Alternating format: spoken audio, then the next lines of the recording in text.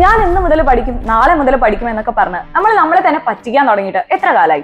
ശരിക്കും നമ്മൾ തന്നെയല്ലേ നമ്മുടെ സെൽഫ് റെസ്പെക്ടിനെ ഇല്ലാതാക്കിക്കൊണ്ടിരിക്കുന്നത്? അതുപോലെ തന്നെ നിങ്ങളെ തന്നെ ചീറ്റ് ചെയ്തുകൊണ്ടിരിക്കുകയല്ലേ? മിസ് എന്താണ് പറഞ്ഞു വരുന്നതെന്ന് ആലോചിച്ചിട്ടായിരിക്കും പലരും ഇപ്പൊ ഈ വീഡിയോ കണ്ടുകൊണ്ടിരിക്കുന്നുണ്ട്. അവരെ സംഭവം എന്താന്ന് ഞാൻ പറഞ്ഞുതരാം. നമ്മൾ എപ്പോഴും പഠിച്ചുകൊണ്ടിരിക്കുമ്പോൾ നമ്മൾ എല്ലാ കാര്യങ്ങളെല്ലാം ടൈം ടേബിൾ ഒക്കെ സെറ്റ് ചെയ്ത് പഠിക്കാൻ വേണ്ടിയിരിക്കും. പക്ഷെ നമുക്ക് എന്ത് ചെയ്യാൻ പറ്റുന്നില്ല? അത് കണ്ടിന്യൂസ് ആയിട്ട് പഠിക്കാൻ പറ്റുന്നില്ല, അത് മെയിൻറ്റെയിൻ ചെയ്ത് കൊണ്ടുപോകാൻ പറ്റുന്നില്ല. എന്തുകൊണ്ടാണെന്ന് മക്കൾ പലപ്പോഴെങ്കിലും ആലോചിച്ചിട്ടുണ്ടോ?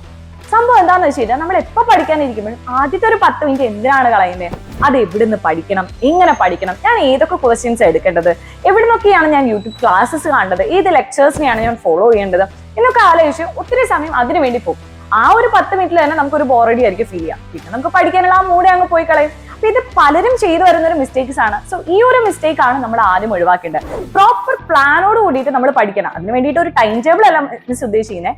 ഓരോ സബ്ജക്റ്റും എങ്ങനെ പഠിക്കണം എന്നുള്ള ഒരു പ്ലാനിങ് ആണ് നമുക്ക് ആദ്യം വേണ്ടത്. ഓരോ സബ്ജക്റ്റും പ്രോപ്പർ ആയിട്ട് പഠിക്കാൻ വേണ്ടിയിട്ട് നമുക്കൊരു RQR സ്ട്രാറ്റജി എന്താണെന്ന് പരിചയപ്പെട്ടാലോ?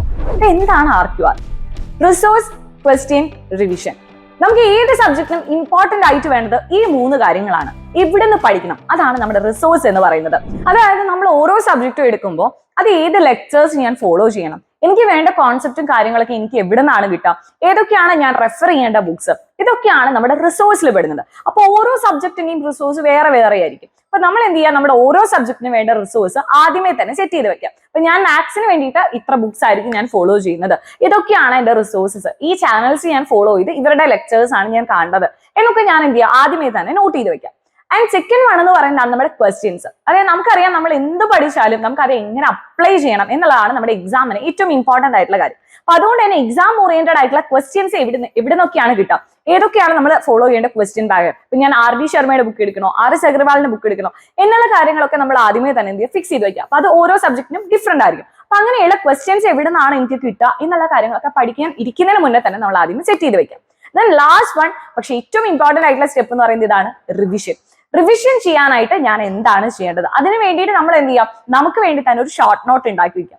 ഈ ഷോർട്ട് നോട്ട്സും അതുപോലെ തന്നെ ഷോർട്ട് ലെക്ചേഴ്സും എനിക്ക് എവിടെ നിന്നാണ് കിട്ടുക, അത് ആദ്യമേ തന്നെ സെറ്റ് ചെയ്ത് വെക്കാം. അപ്പൊ നമ്മൾ ഓരോ സബ്ജക്ട് പഠിക്കാൻ വേണ്ടിയിട്ട് ഈ RQR കാര്യങ്ങളെല്ലാം സെറ്റ് ചെയ്ത് കഴിഞ്ഞ് കഴിഞ്ഞാൽ പിന്നെ നമ്മുടെ പഠനം എന്ന് പറയുന്നത് സ്റ്റാർട്ടിങ്ങിൽ തന്നെ നമുക്ക് ഇൻട്രസ്റ്റിംഗ് ആയിട്ട് പഠിച്ചു തുടങ്ങാൻ പറ്റും. ഒന്ന് ഇരുന്ന് കഴിഞ്ഞാൽ പിന്നെ ബാക്കി എല്ലാ കാര്യങ്ങളും നമുക്ക് സെറ്റ് ആയിരിക്കും. അപ്പൊ ഈ ഒരു RQR സ്ട്രാറ്റജി കംപ്ലീറ്റ് ആയിട്ട് നിങ്ങൾ എന്ത് ചെയ്യുക? ഫോളോ ചെയ്ത് പഠിക്കുകയാണെങ്കിൽ ഈ വരുന്ന എക്സാമിനും നിങ്ങൾക്ക് നല്ലൊരു മാർക്ക് അല്ലെങ്കിൽ നല്ലൊരു ഇംപ്രൂവ്മെന്റ് നിങ്ങൾക്ക് എന്തായാലും കൊണ്ടുവരാൻ പറ്റും. അപ്പോൾ ഇതിനെല്ലാം വേണ്ടിയിട്ട് നിങ്ങൾക്ക് വേണ്ടി നമ്മുടെ എക്സാമിനർ ഫാമിലി ഒരു ബാച്ച് നമ്മൾ സ്റ്റാർട്ട് ചെയ്തിട്ടുണ്ട്. നമ്മുടെ ലക്ഷ്യ CBSE ബാച്ചിൽ ഈ പറഞ്ഞ RQR സ്ട്രാറ്റജി കംപ്ലീറ്റ് ആയിട്ട് നിങ്ങൾക്ക് കിട്ടും. കാരണം നിങ്ങൾക്ക് വേണ്ട എല്ലാ കാര്യങ്ങളും ലേണിംഗ് വീഡിയോസ് ആയിട്ട് നമ്മൾ എന്ത് ചെയ്യുന്ന ഒരു പ്രോപ്പർ റിസോഴ്സ് നിങ്ങൾക്ക് ഇവിടെയുണ്ട്. അതുപോലെ തന്നെ എക്സാം ഓറിയന്റഡ് ആയിട്ടുള്ള എല്ലാ ക്വസ്റ്റ്യൻസും നമ്മൾ ഡിസ്കസ് ചെയ്യുന്നുണ്ട്. ആൻഡ് ലാസ്റ്റ് നമ്മുടെ റിവിഷൻ, പ്രോപ്പർ ആയിട്ടുള്ള ഒരു റിവിഷനും നിങ്ങൾക്ക് ഇതിലൂടെ കിട്ടുന്നുണ്ട്. സോ മക്കൾക്ക് താല്പര്യം ഉണ്ടെന്നുണ്ടെങ്കിൽ എത്രയും പെട്ടെന്ന് നമ്മുടെ ബാച്ചിൽ ജോയിൻ ചെയ്യാം. താഴെ കാണുന്ന നമ്പറിൽ ജസ്റ്റ് ഒന്ന് കോൺടാക്ട് ചെയ്യാം.